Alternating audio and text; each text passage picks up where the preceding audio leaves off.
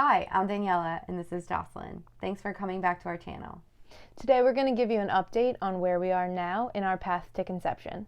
For those of you just tuning in, after over a year of trying to conceive, we have recently been diagnosed with unexplained infertility. We have also been told that there are some signs of endometriosis in my uterus, so that could also be the cause of why we're not getting pregnant. Since then, we've been waiting to be seen by an endometriosis specialist and have been sharing our experiences here in case some of you may be struggling or are in need of some extra support. To hear more about how we've been dealing with this dreadful news, be sure to check out our previous video in the link above. In this video, we're going to go more into detail on the second opinion we received from another fertility specialist in our area, and stay tuned to the end of the video to hear more about how our plans have gone awry yet again.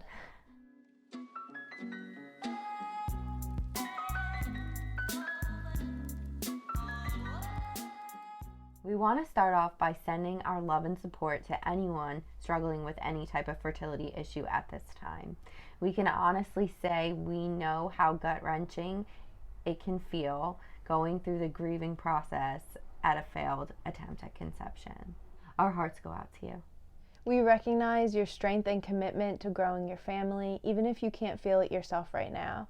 And we encourage you to keep holding tight on to the dream of having a little one of your own. We are here rooting for each and every one of you. Sometimes the image of having a little one of your own is the only thing you can hold on to keep you going through this process. That is why when we found out I might have endometriosis and might need surgery, we decided to think of everything we could to figure out what our next steps would be to move forward. So in addition to making an appointment with an endometriosis specialist, we also decided to get a second opinion from another fertility specialist in our area. It's not that we didn't trust our previous fertility clinic, it's just that we felt it couldn't hurt to have another set of eyes looking into what our problem might be. We felt really lucky to have multiple top-rated fertility clinics in our area, so we really just want to take advantage of all the resources we have available to us. Surprisingly, it was really quick and easy to get a new patient appointment set up. We had our first consultation and met our new doctor within a couple weeks of calling. Yeah, it definitely gave us something to look forward to while we're waiting to meet with the endometriosis specialist as well. I was convinced that they were going to just tell us the same thing that our current clinic was telling us, but pretty much right away it was very different than I expected, so I was really happy about that. He sounded pretty confident that I wouldn't need surgery because my cysts were under a certain size. He also talked to me about the studies he researched as well as his own personal experience that showed surgery only helps in a certain number of cases, and I don't really fit into that criteria. Another reassuring thing that the doctor mentioned multiple times was Daniela's egg reserve looking good, meaning that there was strong potential for healthy eggs to grow. And I thought this was really helpful to hear, especially since we didn't hear it from the other clinic. With this information, the doctor did draw attention to the higher success rates of IVF, but he also didn't rule out IUI. He said it would make total sense to do another cycle of IUI before considering moving on to IVF. He also mentioned that his IUI protocol was very similar to what Daniela had been researching and wanting to try, which we hadn't been doing already, as far as the type of medication, when to start, and how long to use it. So it's kind of reassuring to hear him say that as well.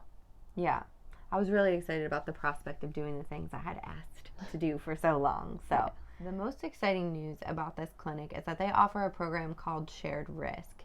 This offers IVF at a little bit of a higher cost than normal, but also allows you to have up to 6 egg retrievals and unlimited frozen embryo transfers until a healthy baby is born, or your money back guarantee. On top of that, this clinic has one of the highest success rates on the East Coast. After all of the information that we received during our second opinion, it was really hard not to have mixed emotions.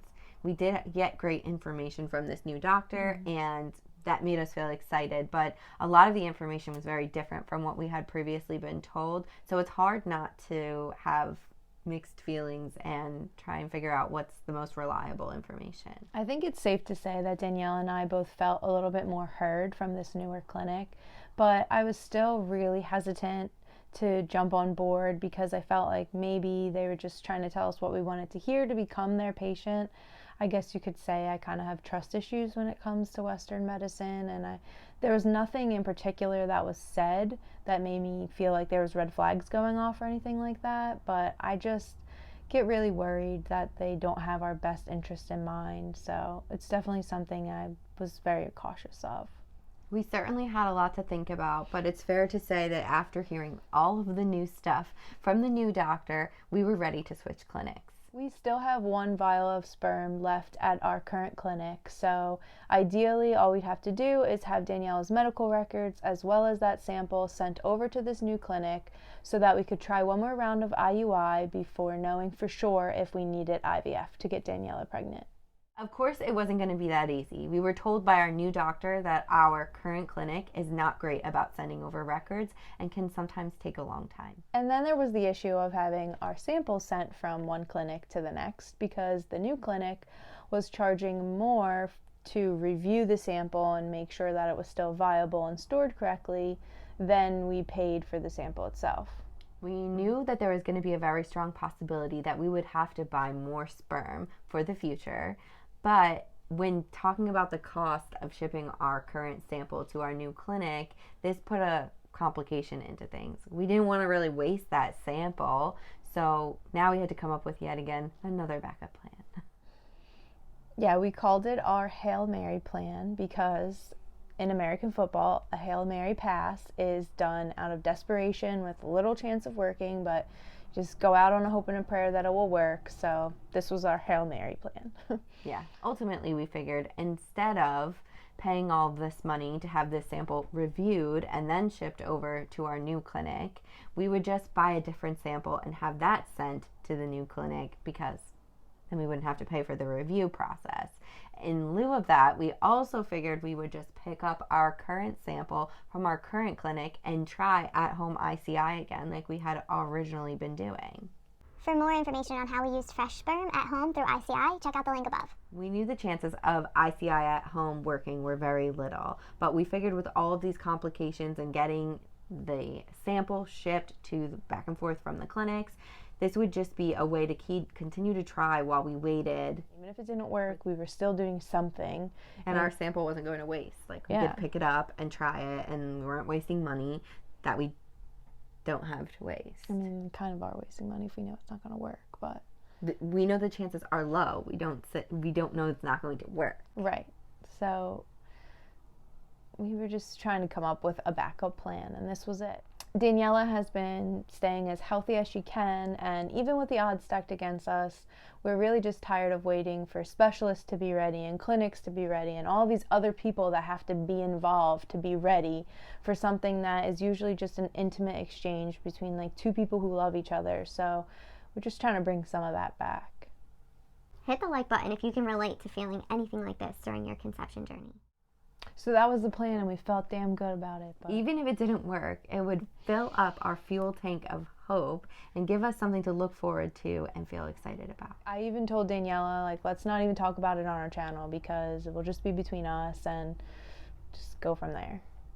Just like something small and intimate that we tried to do, our Hail Mary, and see what happens. But of course our plans went awry, and that's why we're telling you now.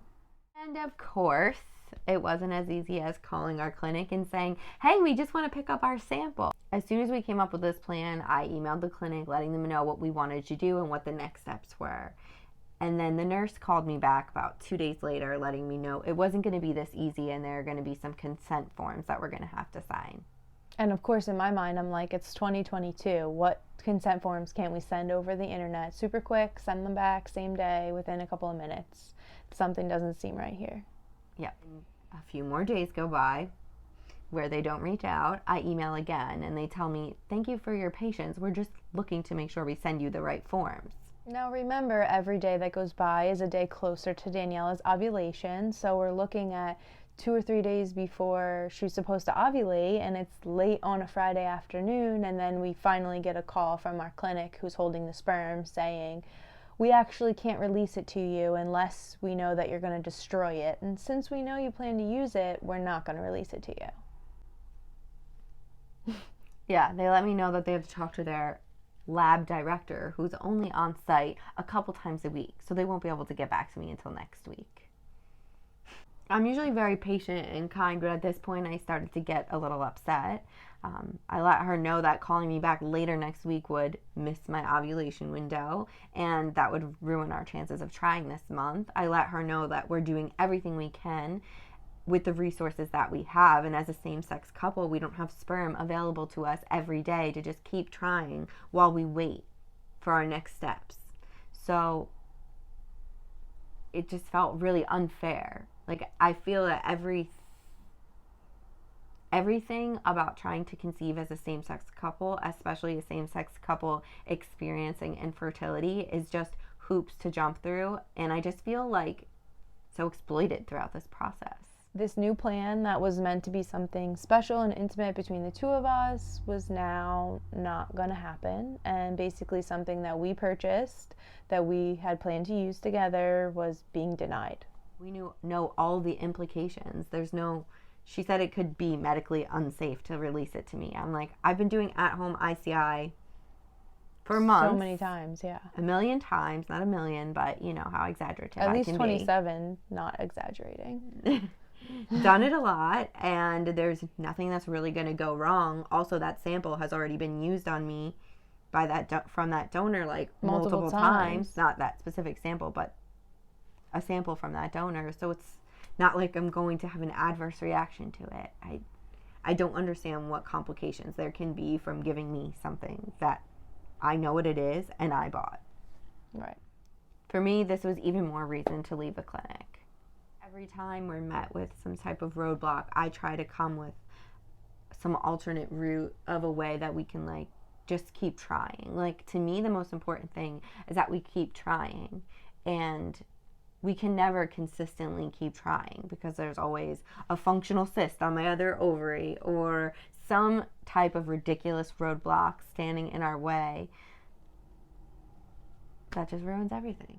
So as far as our sperm being held captive at our old clinic, we're not really sure how that's going to go. But for now, we're just looking for new sperm to be sent to our new clinic in hopes of attempting our 4th round of IUI like we originally planned within the next month.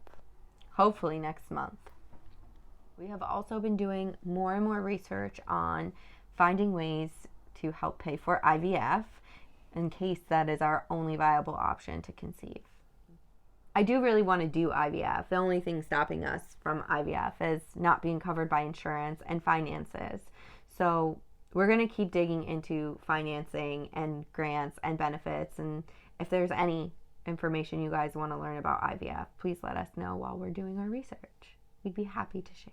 For more great content on IVF and infertility and same-sex couples, subscribe to our channel. Petition release the sperm. Thank you so much for your continued support. We really appreciate it. See you soon.